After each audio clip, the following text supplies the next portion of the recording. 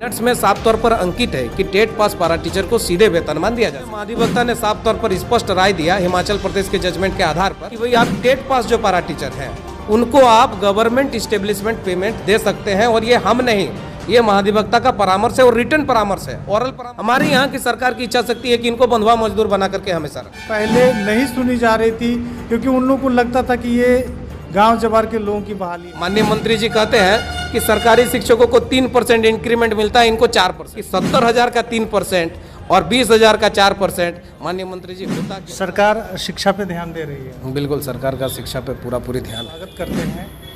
और आज हमारे बीच में शिक्षक नहीं बल्कि अध्यापक हैं, और वो किस तरह हैं वो भी आप लोगों को बताएंगे। लेकिन आप बताइए कि आज जो भी व्यवस्था स्कूलों की है, ठीक है, पहले से बेहतर होने जा रही है कि नहीं जा रही है?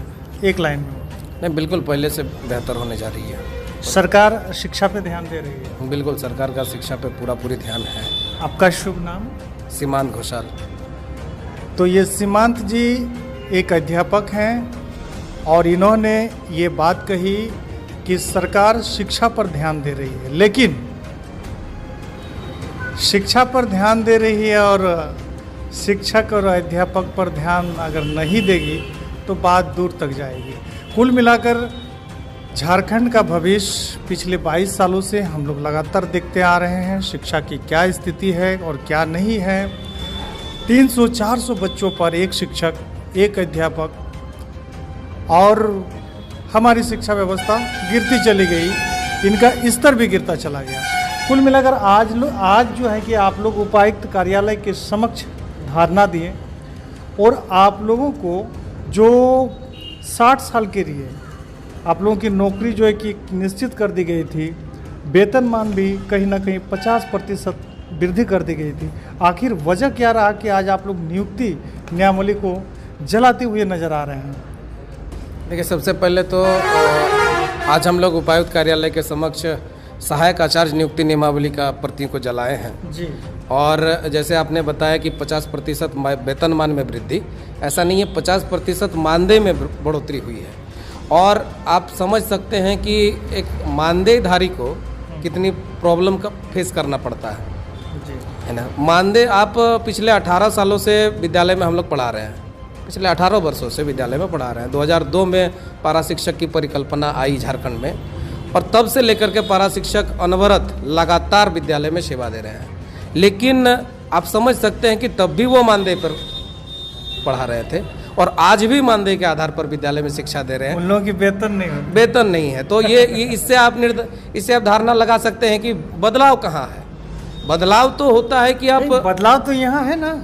आप लोग पहले पारा शिक्षक थे, अभी जो है कि सहायक शिक्षक बन गए। नहीं, सहायक शिक्षक नहीं बने, सहायक अध्यापक बने। ये शिक्षक और अध्यापक, ये क्या बात कर रहे हैं? बिल्कुल। अभी देखिए, अभी जो नियुक्ति नियमावली अभी जो आई है, ये लेकर के अभी विद्यालय में आपको बहुत प्रकार के शिक्षक का नाम आपको मिलेगा। बताइए। सहायक शिक्षक हो गए, सहायक अध्यापक, जो पारा शिक्षकों को सहायक अध्यापक का नामकरण दिया गया है, और एक नई नामकरण लेकर के सरकार आई है, सहायक आचार्य। अच्छा। अब कैटेगरी की तो बात छोड़ दीजिए, कैटेगरी तो बहुत प्रकार के हैं, 84 बैच के सहायक शिक्षक हैं। लेकिन एक बात है कि हमने कभी मंत्री जी को, जगन्नाथ महतो, माननीय शिक्षा मंत्री जगन्नाथ महतो जी से कहते हुए ये सुने थे कि बिहार के रोस्टर के मुताबिक आप लोगों की बहाली नहीं हो पाई है, इसीलिए हम वेतन बोलिए या तो मानदेय बोलिए, हम नहीं दे सकते हैं पारा शिक्षकों को। क्या मतलब ये क्या वजह है, बताइए। नहीं, बिल्कुल, इसमें बिल्कुल निराधार है। वो जो है आंदोलन जो पिछले हम लोग 23 सितंबर को और 18 अक्टूबर को जो आंदोलन किए थे, 23 सितंबर को उनके आवास में हम लोग न्याय मार्च किए थे जी, है ना। पुराना विधानसभा से लेकर के न्याय मार्च का जुलूस हमारा चला, पूरे 24 जिला के लोग हम लोग जुटे थे। उनसे वो जो है रुष्ट होकर के वो बयान उनका आया था, लेकिन उसमें कहीं भी कोई सच्चाई नहीं है। क्योंकि मैं आपको वो दस्तावेज दिखा सकता हूँ, 9 जून 2020 की वो दस्तावेज है, जो बैठक हुई थी उच्च स्तरीय कमेटी के खंडलवाल की अध्यक्षता में बैठक हुई थी। तो उस बैठक के मिनट्स की कॉपी है हमारे पास।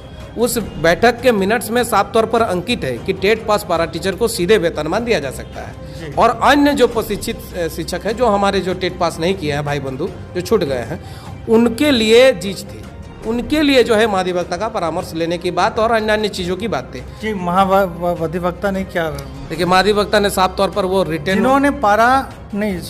जिन्होंने टेट पास नहीं किया उनके लिए महाधिवक्ता के पास में परामर्श के लिए गया था। लेकिन जब विभाग जब गए तो संपूर्ण को लेकर के गए, पूरे होल मैटर को लेकर के गए कि मैं एक पारा शिक्षक नियमावली में बना रहा हूं, उसके लिए क्या प्रावधान करना उचित रहेगा।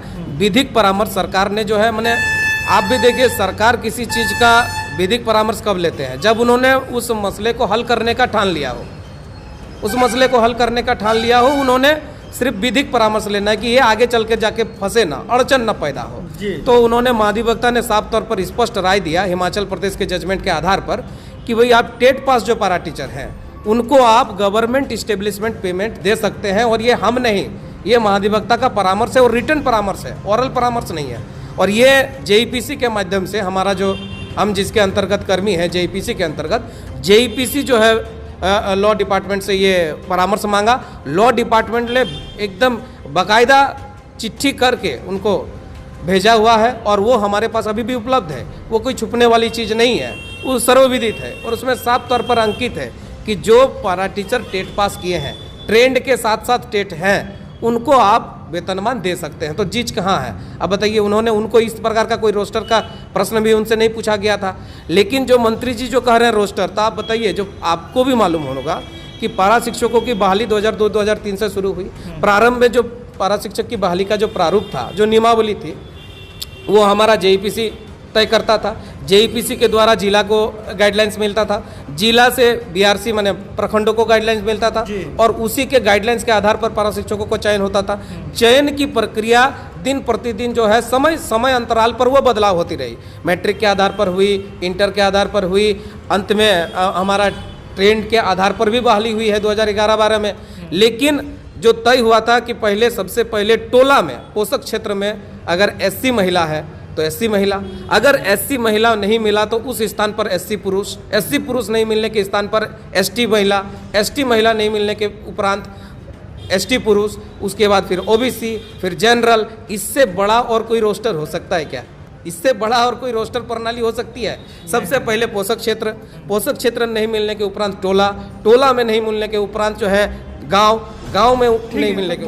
मंत्री जी जो रोस्टर की बात कर रहे हैं, बिहार के नियमावली के हिसाब से जो है कि वो कह रहे हैं कि बहाली नहीं हुई, तो आखिर बिहार में क्या नियमावली है? बिहार में जो है वो बिहार में भी हमारे जैसा ही उनकी नियुक्ति हुई थी। बाद में उनको जो है पंचायत एडॉप्ट कर लिया, और चूंकि झारखंड में पंचायती राज नियमावली बाद में बनी है, यहाँ पंचायती राज नियमावली बनने में देर हुई है।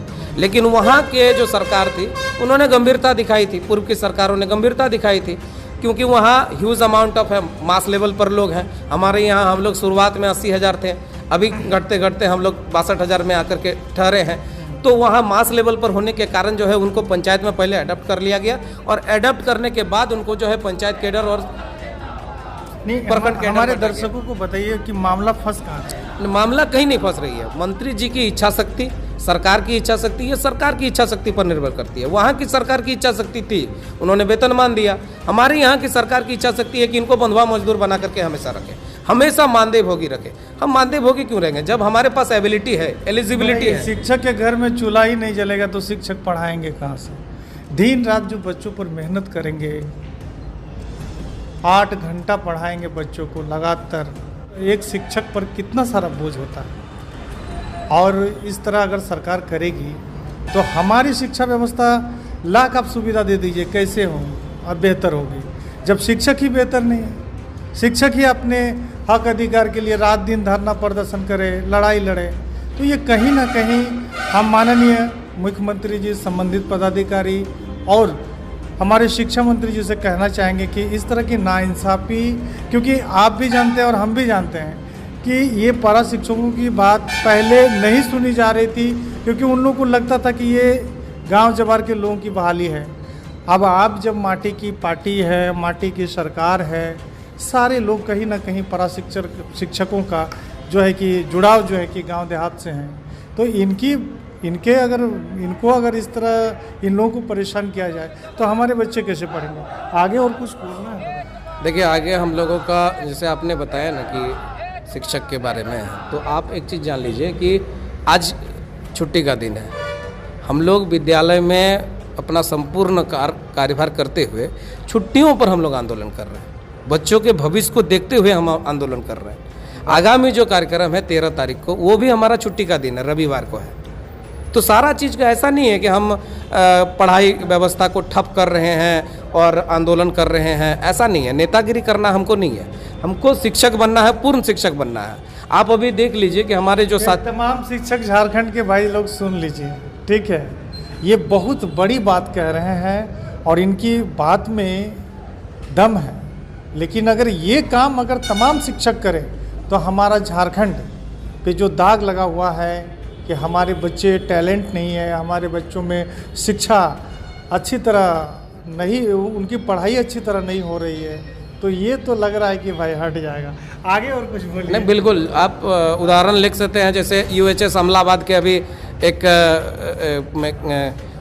लड़की जो है UGC नेट जो है क्वालिफाई की है। UHS अमलाबाद के पढ़ने वाले लोग सरकारी विद्यालयों पर भरोसा नहीं करते हैं, लेकिन ऐसा नहीं है। सरकारी विद्यालयों में तो सरकारी विद्यालय में ना अच्छे गुणवत्ता वाले शिक्षक होते हैं, बिल्कुल 100% शिक्षक गुणवत्ता होते हैं। लेकिन हाँ, सरकारी जो कार्यक्रम है और बोझ जो है उससे जो है शिक्षकों को दबा दे रहा है। आप अगर देख लीजिए, सरकारी शिक्षक को 70,000 मिल रहा है वहीं काम करके। 9 बजे हम लोग जाएंगे, 3 बजे हम लोग लास्ट करेंगे। 9 से 3 अंत करने के बाद एक शिक्षक 70,000 की सैलरी लेकर के घर जाएंगे और एक शिक्षक जो है 20,000 का मानदेय लेकर के घर जाएंगे। कैसा महसूस कैसा होगा, फील कैसा होगा? वहीं एक शिक्षक जो है बाइक लेकर के अपना घर जाएंगे, उनको कोई रिस्क नहीं है, किसी प्रकार का कोई रिस्क नहीं। क्यों? क्योंकि उनका लाइफ सिक्योर है, हमारा लाइफ सिक्योर नहीं है। अभी हम जाते जाते घर जाते जाते मेरा कोई एक्सीडेंट होगा तो विभाग से मेरा डिलीट कर दिया जाएगा। ना हमको अनुकंपा मिलेगा, ना हमको कोई रिटायरमेंट फैसिलिटी मिलेगी, ना हमारी EPF है, ना हमारी बाल बच्चों का कोई भविष्य है, ना हमें ESI मिलता है। माननीय मंत्री जी कहते हैं कि सरकारी शिक्षकों को 3% इंक्रीमेंट मिलता है, इनको 4%। लेकिन ये माननीय मंत्री जी से कोई नहीं पूछते हैं कि 70,000 का 3% और 20,000 का 4% माननीय मंत्री जी होता कितना है, कितना फर्क होता है, ये कोई नहीं पूछते। इस 3% और 4% के आंकड़ा में हमको जो है उलझा करके रख दे रहे हैं। हम समझ रहे हैं कि 62,000 के पारा शिक्षक हैं, आपको एक मुश्त देने में दिक्कत हो रही है, लेकिन हम 13,000 जो टेट पास पारा टीचर हैं। अच्छा ठीक है, एक बात, अब काफ़ी गंभीर आरोप लगा दिए सरकार पे। लगता है, उम्मीद कुछ लग रही है कि सरकार आप लोगों की बात सुनेगी? बिल्कुल सुन ही रही है और सुनना पड़ेगा। वाजिब हक है हमारा। आप ओल्ड पेंशन स्कीम लागू कर दिए, OPS लाएं, आपने जो है मैंने बढ़ चढ़ करके काम किया है, और आप जितना अधिक काम करेंगे लोगों में आशा और जगेगी ना। दूसरी बात है कि ये हमारा कोई नया मांग नहीं है। आप पिछला जब से हमारा नियमावली बना है उससे पूर्व के माननीय मंत्री जी के बयान को, मीडिया में दिए गए बयानों को आप उठा लीजिए। उन्होंने साफ तौर पर कहा है कि बिहार की हुबहू नियमावली देंगे और टेट पास को सीधे वेतनमान देंगे। वेतनमान की उन्होंने बात की है, और ये हमारा नहीं है। मानदेय की नहीं, मानदेय की नहीं है लड़ाई, हमारी मानदेय की कभी नहीं थी। मानदेय क्या होता है, अभी जो माननीय मुख्यमंत्री जी भी हर मंच में बोल रहे हैं। अभी 2 दिन पहले कुल मिला के जो भी है आपकी सारी बातें आ गई ना जी। लेकिन देखिए, ये जो हमारे झारखंड के तमाम लोग जो हमारे चैनल को देखते हैं समझ सकते हैं कि सरकार एक तरफ कह रही कि हम शिक्षा व्यवस्था को ठीक करेंगे, दूसरी तरफ शिक्षकों के साथ में अन्याय। आखिर ये कब तक चलेगा? और इतना समृद्ध झारखंड में आज शिक्षा की क्या स्थिति है आप लोग अच्छी तरह समझ सकते हैं। मैं किसी पर कोई आरोप नहीं लगा रहा हूँ। ये वीडियो कैसा लगा, शिक्षकों की मांग जायज़ है कि नहीं है, उन्होंने बहुत सारी बातें भी की है। पूरा वीडियो को देखने के बाद में अपना लाइक, कमेंट और शेयर इस वीडियो को जरूर करें और अपना राय जरूर रखें। मैं AR बोकारवी, ग्रामीण TV से, जय झारखंड। देखिए, आज हम लोग टेट सफल सहायक अध्यापक जो पारा शिक्षक के नाम से हम लोग जाने जाते थे, हम लोगों को सहायक अध्यापक का सिर्फ नामकरण किया गया है इस सरकार द्वारा, और पीछे से पीठ थपथपा रही है कि हमने इनको सारा काम कर दिया है, इनकी जो मांग थी वो पूरा कर दिया है। बट आपको मीडिया बंधु के सहारे हम सरकार तक और सारे जनताओं तक हम लोग ये मैसेज पहुंचाना चाहते हैं कि हमारी जो मूल मांग थी वेतनमान, वो हमें नहीं मिला है, और मिलते मिलते इन्होंने जो है हमसे छीन लिया है। महाधिवक्ता का परामर्श था कि टेट सफल सहायक अध्यापक जो टेट सफल पारा शिक्षक है उनको आप सीधे वेतनमान दे सकते हैं, और इनका वो जो विधिक राय था वो विधिक राय हिमाचल प्रदेश के जजमेंट के आधार पर उन्होंने दिया था। लेकिन आखिर क्या ऐसी विडंबना सरकार की हुई कि हम लोगों को वेतनमान से वंचित रखा गया। सिर्फ 50% मानदेय बढ़ोतरी मिली है, अन्य किसी प्रकार का कोई भी मांग हम लोगों को मिला नहीं है। न हम लोगों को रिटायरमेंट फैसिलिटी है, न हम लोगों को पीएफ फैसिलिटी है, न हमारा कोई ट्रांसफ़र फैसिलिटी है। किसी प्रकार का जो सरकारी शिक्षक की जो सुविधा है, एक सरकारी शिक्षक के तहत हम लोग काम करते हैं विद्यालय में, उनको जितने देर विद्यालय में रहना है, पढ़ाना है, हम लोगों को भी उतनी ही देर विद्यालय में रहना है, पढ़ाना है। सारा कार्य, सारा भाराभार हमारा उनके तरह है। एक ही हस्ताक्षर पंजी में दोनों का हस्ताक्षर दर्ज होता है, लेकिन एक को 70,000 मिलता है, एक को 20,000 मिलता है। ये बहुत ही दोहरी नीति है सरकार का। सरकार आखिर किस कारण से माननीय शिक्षा मंत्री के साथ हम लोग लगातार मिलते रहे हैं, लगातार उनके समक्ष ये आवाज़ उठाते रहे हैं कि भाई टेट पास सहायक अध्यापक जो है वो NEP NCT के सारे मापदंड को जब पूरा करती है, सरकारी शिक्षक बनने की सारी अर्हता योग्यता को जब रखती है और महाधिवक्ता का, विद्वान महाधिवक्ता झारखंड का परामर्श भी है, तो आप हमसे आप हम लोगों को वेतनमान से वंचित क्यों रख रहे हैं? हमारा सीधा उनसे सवाल है कि आप वेतनमान समायोजन को लेकर के जल्द से जल्द बैठक, आधिकारिक बैठक करें। और ये बैठक अगर 13 तारीख से पूर्व अगर नहीं होती है तो हम लोग 13 तारीख को JMM का 24 जिला के JMM कार्यालय का घेराव करेंगे और 15 तारीख को स्थापना दिवस का, झारखंड के स्थापना दिवस का पुरजोर विरोध करेंगे।